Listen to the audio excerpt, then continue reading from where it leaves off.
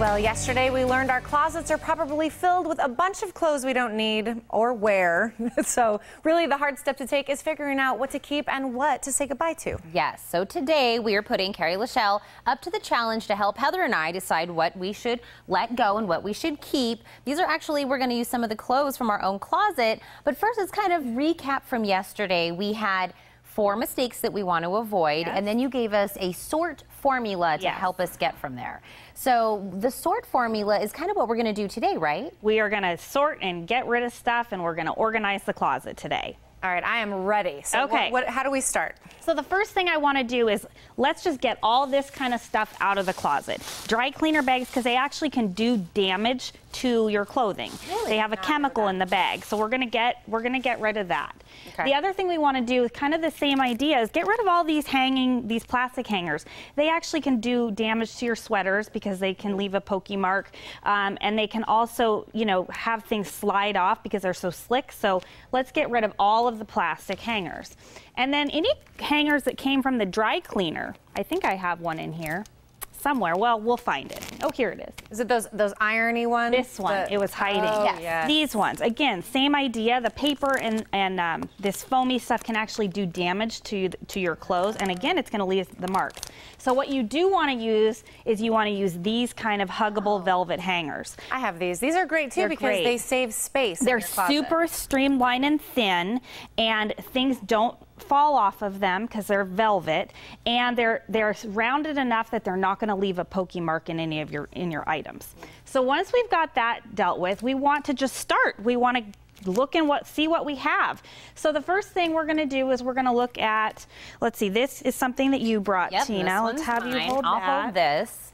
And you brought this one. I did. Okay, so talk to me about those pieces, ladies. Tell me what's going on. Well, okay, I bought this one, and originally I thought this would go underneath like one of my pantsuits, underneath like, you know, a black or a gray suit, and it would just kind of be an underneath. And I've worn it a couple of times, but it has not really gotten much play recently because I think I was only thinking of it going with one particular outfit, and then if I'm not wearing that one outfit, I just don't use it. Okay, well, let me offer some suggestions, and then we'll talk about if that sounds good to you or whether it's something you want to retire. Okay. First of all, one thing you could be finding is that it could feel a little short to you, and I don't know without seeing it on, but that could be one thing that you're finding.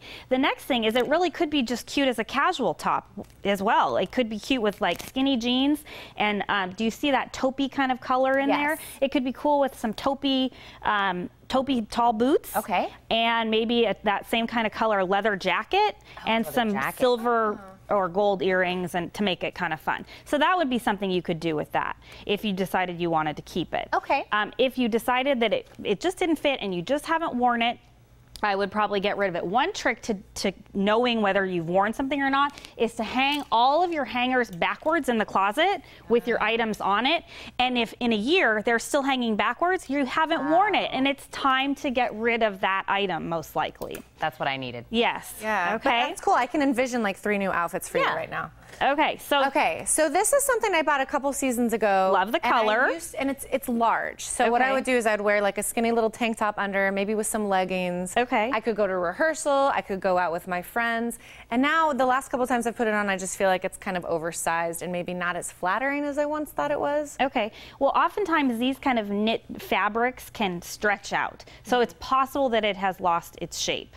And if that is the case, then I would say to probably get rid of it because it may not be looking as cute as it once was. I think that's what happened. I'm sad because I used to love it. Okay. I'm retiring. Okay, she's going to retire it. So you always want to keep a big trash bag in your closet to the things that we're going to retire. And one place that is good to retire things to here in Tucson is the WMCA.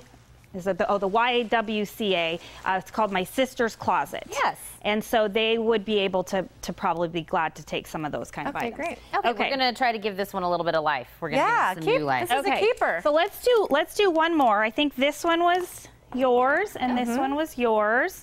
And talk to me about these pieces. You know what? Kind of the same thing. I think that because of the stripes, I, again, kind of pigeonhole it into only one top can go with it. Okay. I'm learning that I'm that shopper. Right. I find something and I think it goes with one thing and then I can't get outside of it. But I think it's a really cute skirt, just it hasn't gotten a lot of life. I'm looking at it, I think it's really cute.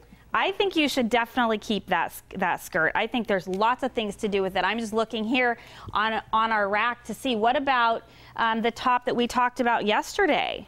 That could be kind of fun because it's going to bring together the gray from the gray and the top. Wait, this can go together? Yeah. You're allowed to do that? You are allowed to do that because you're mixing a bigger, bolder pattern with a smaller, tighter pattern. Oh, I would have never put these Now, what you might want to do is when you're mixing patterns and prints is put a jacket or a sweater that's a solid color. So you could do a gray solid jacket or something over the top. That would be really cute. No, I just made a whole new outfit with your pieces. There you go. Okay. Okay, so mine was kind of something that I would wear maybe when I was a little younger. It's awfully short. Okay. Now, I've since become a stepmom, and I just don't know if I'm feeling like I can wear it anymore. Well, I'm thinking that it may not fit with your personal style. And your personal style is that you're on TV and you want to have this persona of, you know, being on TV and looked at in that kind of way. And so the bows are very sweet. And so it may be not best for your personal style. So it was cutesy, and maybe that was okay when I was a college student. Yes. Now I've grown up, Tina. You've grown up. You've matured. So that one might be a good one to.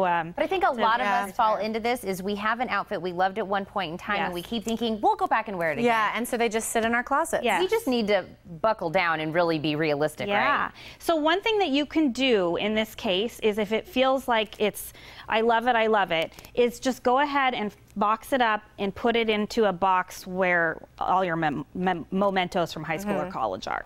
Brilliant. Well, Carrie, you're just amazing. I want to say, too, that, you know, anybody watching who feels like they need your help, you have a great book, so we're going to make sure that they have the information to get your book. And thank you so much. Please come back. I will. We just absolutely love having you on. Okay, thank you. Now, to learn more and get the book, you can call 925-478-0084 or log on to suchsavvystyle.com.